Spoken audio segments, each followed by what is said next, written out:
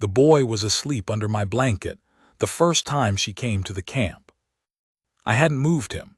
It was the third week of October. The cold had found the valley before we'd finished the summer lodges, and the boy slept with his knees pulled up, one fist against his mouth the way he'd done since he was 3 years old. 11 now. I'd counted the years more times than I could say a reason for. Every October I counted. She came with the trader Harkins, who owed me a debt from a horse deal gone sideways and was trying to settle it in goods I didn't need. Flour, a bolt of green wool. He waved his arm at her like she was part of the inventory. Clara Bowen, widowed out of the Sanchez fire, looking to earn passage to her sister in Laramie. I looked at her once, told Harkins I had nothing for her, and went back to the fire. She didn't leave. That was the first thing I learned about Clara Bowen. She didn't leave things she'd decided to look at harder. My name among my people is not a thing I'll put into this account. Among the whites who came through that valley, I was called Running Elk, which was close enough to the truth to be useful and far enough from it to be mine. I was 53 years old. I had been chief of what remained of our band for 14 years, since my father went under at the Powder River. Before that, I'd been a young man who believed things about the world that the world had spent 20 years correcting me on. I'd lost a wife to fever when I was 31. I had never, in the years of my chieftainship, spoken of what I kept. There were men who knew pieces of it. Old Strikes twice knew the most, and he was dead.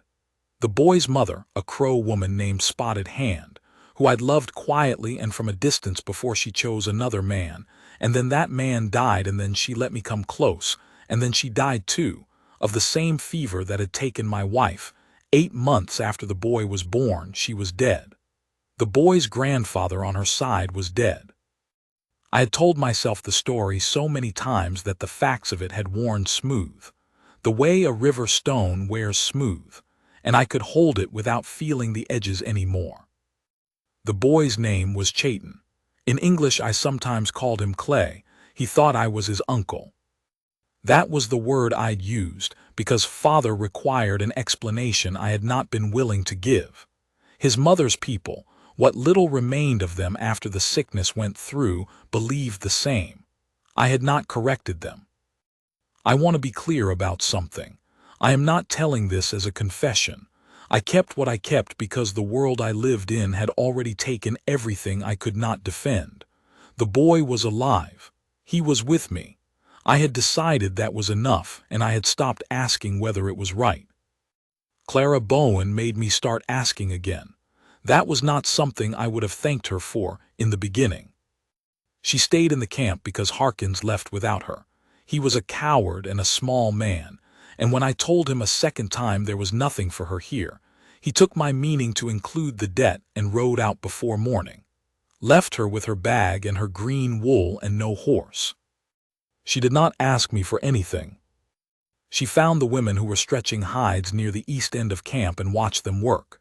She didn't try to help. She wasn't performing.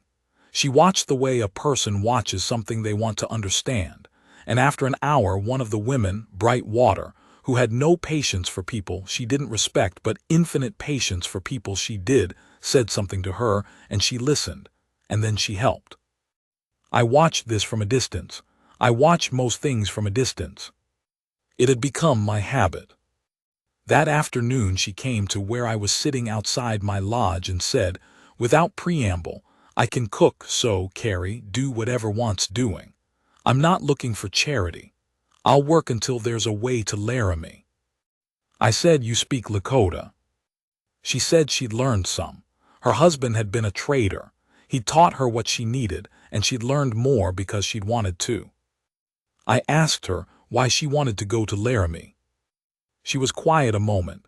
Then she said, "My sister has children, I don't. She lets me help." There was nothing in her voice when she said it. No bitterness, no asking for sympathy. Just a fact she'd made her peace with, or was still in the process of making her peace with, and she wasn't going to make that my problem.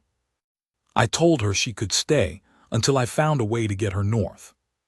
Chayton found her before the week was out.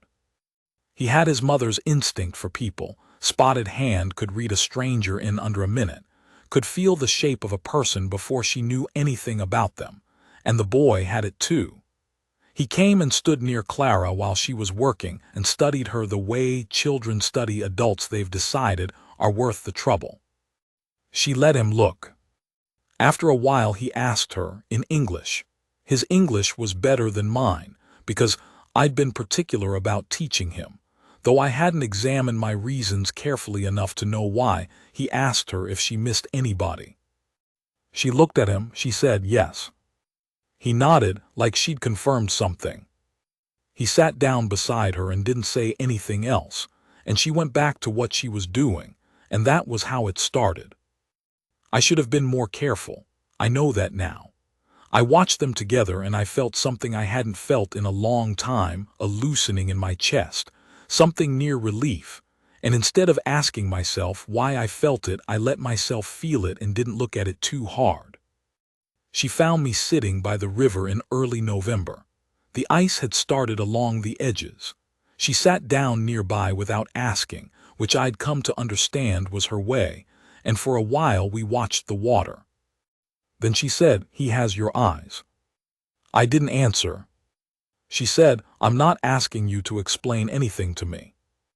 I just want you to know that I know, and that I'm not going to say anything to him or anyone else. That's not my place." I looked at the river. The ice at the edges had the dirty color of old snow.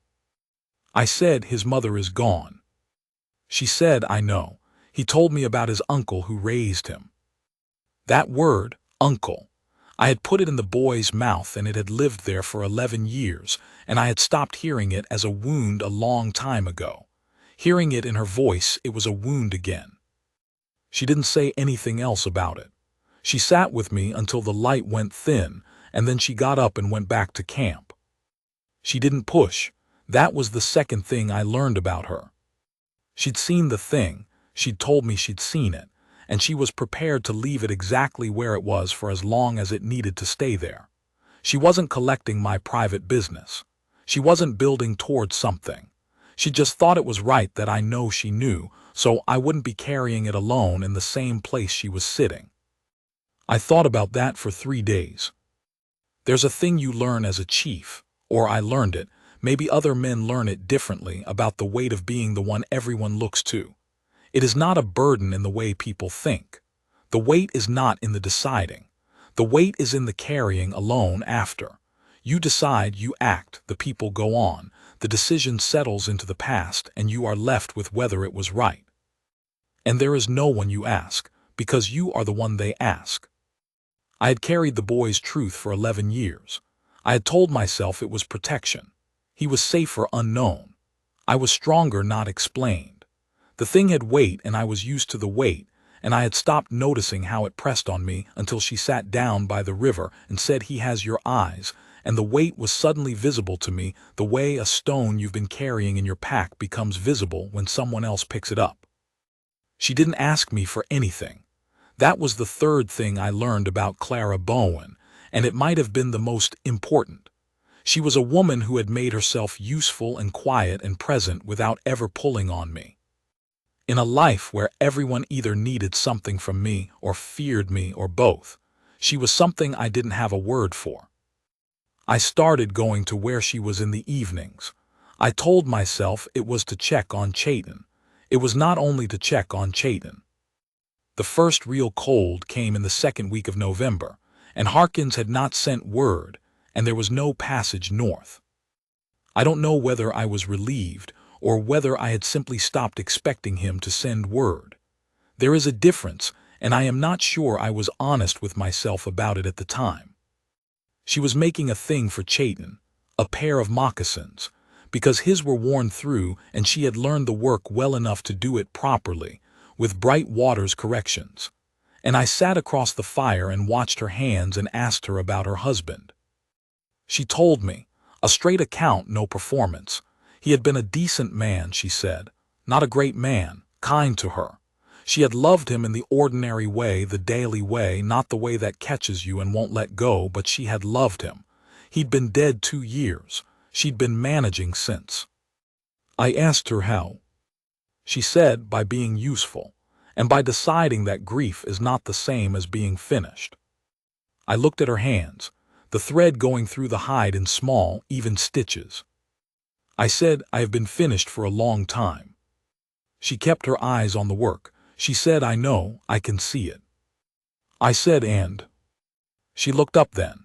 She looked at me the way she'd looked at the boy when he asked her if she missed anyone, like she was going to tell me the truth and didn't see any reason to dress it up. She said, and I think you are wrong about yourself. Chayton got sick in December. It came fast, the kind that comes fast in cold camps, that starts as a cough and goes deep before you know it. Bright water was our healer, and she did what she knew to do, and I sat with him through 2 nights and the cough got worse. On the 3rd night, Clara came and sat on the other side of him. She was there all night. I don't know when she slept or whether she slept. She wet the cloth and put it on his forehead and talked to him in low, patient English about things that didn't matter, the names of stars, the way rivers freeze differently than lakes, a game she'd played as a girl in Ohio with stones on a board, and her voice was so level, so unhurried, that it seemed to work on him the way medicine works, from the outside in. Near morning he was cooler. He opened his eyes and looked at her and then looked at me. He said in Lakota, she's going to stay, isn't she? I said I didn't know. He said you should ask her. I was 53 years old. I had been chief for 14 years. I had buried a wife and a woman I loved and the truth of my own son. A boy of 11 in a sick sweat, wrapped in my blanket, was telling me what to do, and the weight of it was that he was not wrong. I told her the truth in January. Not the whole of it in one sitting, it didn't come that way. It came the way frozen ground thaws from underneath first slowly, the surface being the last thing to give. I started with Spotted Hand, the love that had no outlet because she was with another man, the years of that. Then the man dying. Then the brief time we had, which was the best time of my life and the one I had gone to the most trouble not to think about. Then the fever. Then the boy in my arms in the cold and Spotted Hand gone, and the decision I made, alone, without asking anyone, to call him my nephew and keep him and not tell him. She listened without interrupting. When I was done, she was quiet for a long time. Then she said, "Are you going to tell him?" I said I had been asking myself that question for 11 years. She said, "What does the answer feel like now?" I thought about it. I said, like, yes. She nodded once. I said, I don't know how he'll take it. She said he'll take it the way he takes everything. He'll think it through, and then he'll come to you. I said, how do you know that? She said, because he's yours. I told Chayton in February, on a day when the snow was hard and blue, and the sky was the color of iron. We walked out to the tree line and I told him, standing side by side looking at the hills. He was quiet for a long time. Then he said, "Why, Uncle?" I said it was to protect him. I said the world was what it was, and I had made the choice I knew how to make. He said, "Were you afraid?" I said yes. I said I was afraid of losing him too. He looked at the hills. He was silent for long enough that I felt the cold in my hands. Then he turned and hit me once in the arm with his fist, not hard, the way you hit a person when you don't have a word for what you're feeling, and then he stood next to me and didn't move away. That was all, that was everything. We walked back to camp side by side. When we came into the firelight, Clara was there, and she looked at the two of us, and her face changed in a way I don't have the right words for, only that it made me feel something that had not been available to me in a very long time. Seen, not as a chief. Not as a man to be feared or needed. Seen as a man who had done the best he could with what he had and was still standing. She made no ceremony of it. She handed us both coffee. She sat down by the fire. She never made it to Laramie. She wrote her sister a letter in March, which I had Chayton carry to the post rider, and the sister wrote back, and that was settled. She had made herself necessary to the camp in ways that had nothing to do with me and in ways that had everything to do with me, and by spring it was only the calendar that pretended she was leaving. I asked her in April, on the riverbank where the ice had let go and the water was running clear and fast. She said she'd been waiting for me to ask since November. I said I hadn't been ready in November. She said, I know. I could see when you were ready. There is a kind of woman who waits, not because she has no other choice, but because she has decided you are worth waiting for. I had not believed I was a man a woman would decide that about. Clara Bowen decided it, and she was not a woman who decided things she hadn't thought through. We were married in the way of my people in May, when the grass came back. Chayton stood between us, and I felt his shoulder against my arm and her hand in mine, and the whole 53 years of my life arranged themselves behind me into something I could look at without having to look away. She is beside me now, 11 years on. The boy, my son, who has called me father since that February in the iron sky, is a man, and he has his mother's instinct for people and my stubbornness, and a patience that belongs to neither of us. That is simply his. The fire is low.